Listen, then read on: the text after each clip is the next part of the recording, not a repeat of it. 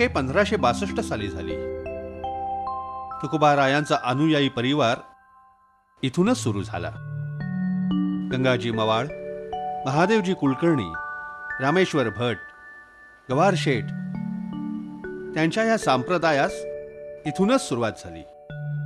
संतांजींना त्यांच्या 14 टाळकऱ्यांपैकी प्रमुख टाळकरी म्हणून मान मिळाला.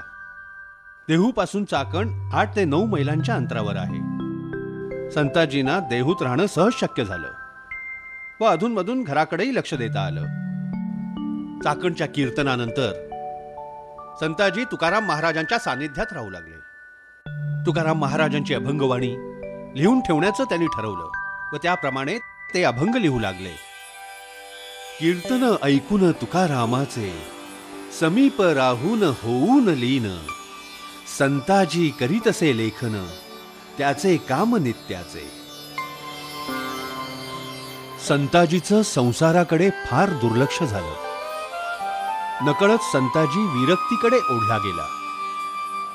त्याचं भक्तिप्रधान असलेलं मन अधिकाधिक संस्कारक्षम झालं.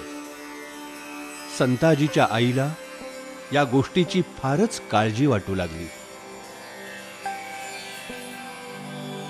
अगं, तुला माहितीये, आपला संतू आता तुकारामांचा अभंग लिहायला लागलाय. आता संत होईल त्यो. अव कसला संत आणि कसलं काय? पोराला भूकता नाही. अष्टप्रहर त्या तुकारामाची पाठ सोडत नाही. त्या पोरीकडे पाहिलं की माझ्या काळजाचं पाणी होतं बघा. कुठल्या मुहूर्तावर घेऊन गेले कीर्तनाला. असं कसा घाला घातला तिच्या संसारात. अगं, परमेश्वराला कशाला दोष देतीस? आपलंच नशीब फुटक. आता घरचे हिशोब लिहायला सांगितले तर ह्यो कंटाळा करतोय. आणि आता नुसतं हात आणि लेखणी आणि अभंग. तुकारामांचे अभंग आणि लेखणी, बस, बाकी काही नाही. तुकारामांनी सांगावं आणि ह्यानं लिहून घ्यावं. अगं, फार मोठं कार्य होणार आहे त्याच्या हातनं. कसलं कार्य आणि कसलं काय?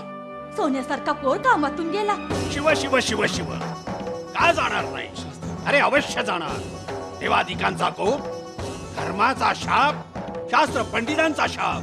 मग का जाणार नाही तुमचा पोर वाया? अरे तुमच्या आई वडिलांनी आपली पायरी कधी सोडली होती का? अरे वेदविद्या कोणी शिकवायची? या तेल्यांनी. प्रत्येकाने आपल्या पायरीप्रमाणे वागावे. शास्त्री बुवा पाया पडते, पदर पसरते. आवड आणि हायपोर माफ करा त्याला. मग त्याचे अभंग कसे लिहितो पटापट? आमची काय भी चूक नाही. तुकाराम महाराजांनी तुक्या म्हणा तुक्या. अरे संत्याने आपली पायरी का सोडली? आता कोणत्या जन्मी फेडे आपलं पाप? अरे ब्राह्मणांनी ब्रह्मकर्म करावे, वाण्याने वाण्याचे कर्म करावे. तुम्ही तुमचे कर्म करा. अरे तेल गाळायचे सोडून अभंग लिहावयास गेला तुमचा तो पोर. अरे ते सुद्धा त्या तुझ्याकडे. लाज कशी वाटत नाही रे तुम्हाला? गरीब लेकरू आहे, अपराध पोटात घाला महाराज.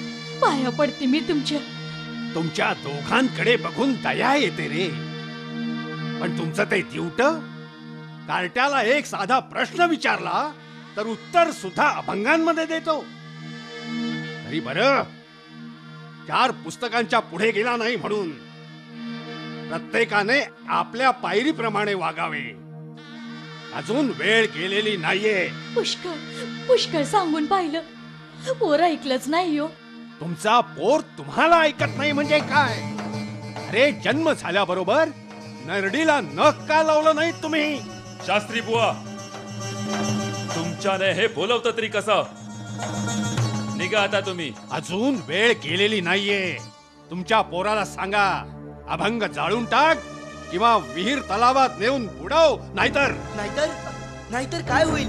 आकाश कोसळेल, धरती फाटेल की पृथ्वीवर प्रलय येईल. तुकाराम महाराजांचे अभंग लिहिण्याकरताच परमेश्वरानं मला जन्माला घातलंय. या जीवात जीव असेपर्यंत मी महाराजांचे अभंग लिहित राहणार. तुकाराम महाराजांचे अभंग लिहिणारे गंगाजी मवाळ, बहिणाबाई, रामशास्त्री, वाघोलीकर, कोंडाजी भट, रामेश्वर भट ही मंडळी काय ब्राह्मण नाहीत ज्यांच्या पुढे सगळ्या जनतेनं नतमस्तक व्हावं? अशा थोर खऱ्या सच्च्या ब्रह्मवृंदाच्या तोंडाला तुम्ही काळ फासता? तुकाराम महाराजांची लोकप्रियता तुम्हाला सहन होत नाही. त्यांच्या पुढचा एवढा मोठा जनसागर तुम्हाला बघवत नाही. पण मी तुम्हाला निक्षून सांगतो, महाराजांचे अभंग हे अभंगच राहणार.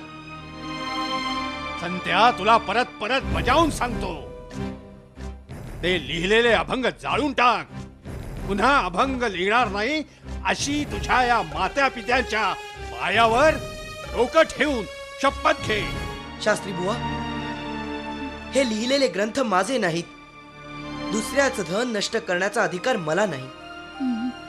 तुकाराम महाराजांनी सांगितलं आणि या हाताने मी फक्त लिहून घेतलं. तुका म्हणे तोची संत, सोशी जगाचे आघात. बंद करते तुझं तरहाट. आमचे कान विटाळू नकोस. बऱ्या बोलाने अभंग लिहावयाचे सोडून दे, नाहीतर ज्या हाताने अभंग लिहितोस ना, ते हात तोडण्याची शिक्षा देवीन मी. शास्त्री बुवा, नका हो असं करू. पाया पडते, पदर पसरते. आई, आई अगं कोणापुढे पदर पसरतीयस तू? या शास्त्राच्या दमाला तुकाराम महाराजांच्या नखाची तरी सर आहे का? कुणाला रे उलटून बोलतोस? नाश काले विपरीत बुद्धी, दुसरे काय? पण एक लक्षात ठेव, त्या तुक्याचे सर्वच्या सर्व अभंग इंद्रायणीच्या डोहात नाही बुडवले तर या शास्त्रीच्या घराण्याचं नाव सांगणार नाही मी. देवा पांडुरंगा, याला माफ कर. पांडुरंग पांडुरंग पांडुरंग पांडुरंग.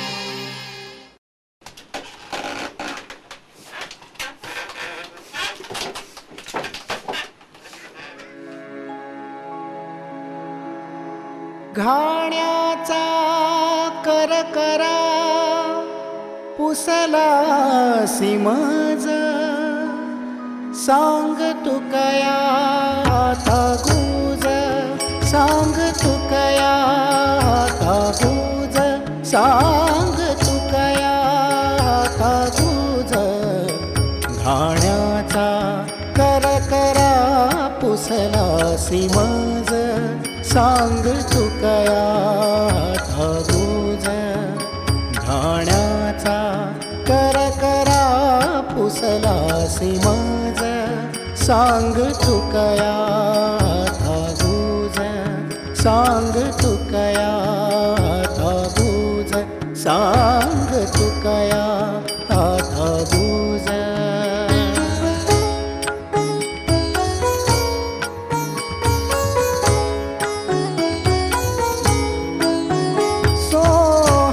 ब्रह्मध्वनि अनहाद गजरी, सोहम ब्रह्मध्वनि अनहाद गजरी.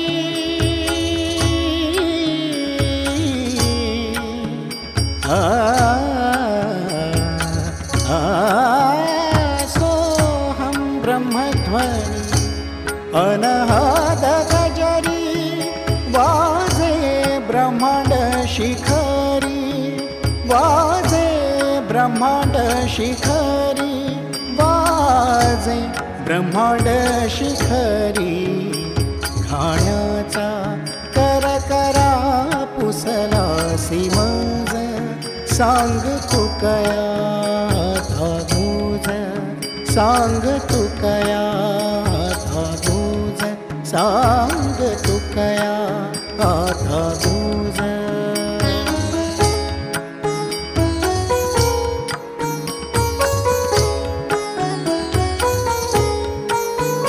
सर्वाशी करकरा वाटतो मनासी, सर्वाशी करकरा वाटतो मनासी.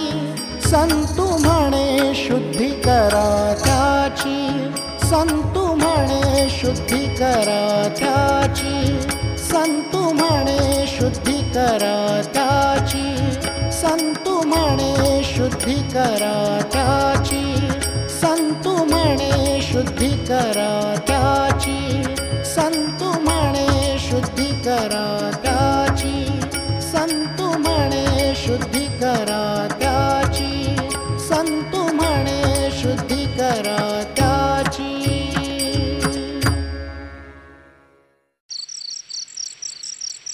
वृक्षवल्ली आम्हा सोयरे वनचरे पक्षीही सुस्वरे आळविती तेणे सुखे रुचे एकांताचा वास नाही गुणदोष अंगा येथ.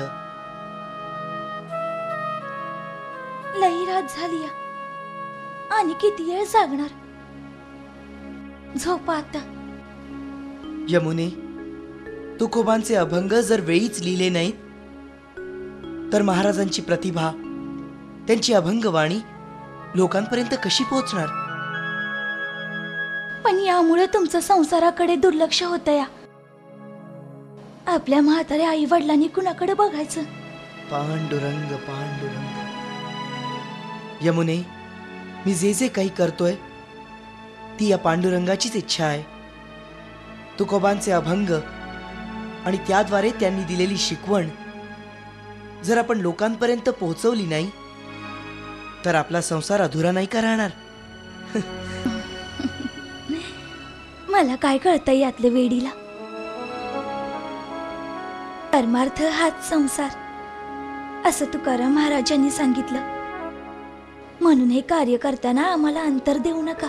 नाही यमुने, संसाराकडे दुर्लक्ष करणार नाही असं वचन मी महाराजांना दिलंय. तुझ्या सोबतीनं आपला संसार नक्की सुखाचा होईल.